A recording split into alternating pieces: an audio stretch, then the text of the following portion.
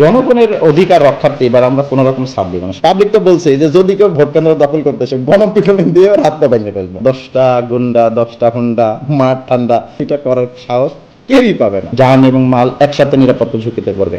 তখন তো আমরা একদম লাঠি পেটা থেকে শুরু করে তখন গুলি গলাচ পর্যন্ত সবকিছু করার অধিকার রাখি। এইবারে অন্তত এই রিস্ক নিয়ে কেউ ভোট কেন্দ্র দখল কেন এই চিন্তাই কেউ করবে না। ভোট কেন্দ্রে যদি আবারও সেই আগের মতো দখল লুণ্ঠন এবং আমাদের প্রতি আক্রমণের অবস্থায় চলে আসে, আমরা ভাই বাঁচাইতে জনগণের অধিকার রক্ষা করতে তো গুলি করবোই। আমরা একদম সুস্পষ্ট ভাষায় একদম ওপেনে বলে দিয়েছি যে ঢাকা 13 আসনে প্রশাসন থেকে কোনো প্রার্থী আইনের বাইরে গিয়ে কোনো প্রকারের আলাদা করে কোনো ফেভার এটা পাবে না। কোনো ধরনের সন্ত্রাসী বিশৃঙ্খলা সৃষ্টিকারী অশান্তিকারী বা ভোট কেন্দ্রে দখলকারী বা ভোট গণনার সময় বাধা সৃষ্টিকারী আমাদের পক্ষ থেকে ন্যূনতম 1 বিন্দু বা 1 চুল পরিমাণ কোনো ছাড় দেওয়া হবে না। কঠোর থেকে কঠোরতম ব্যবস্থা নেওয়া হবে এবং এটা আমাদের অগ্রিম সতর্কবার্তা।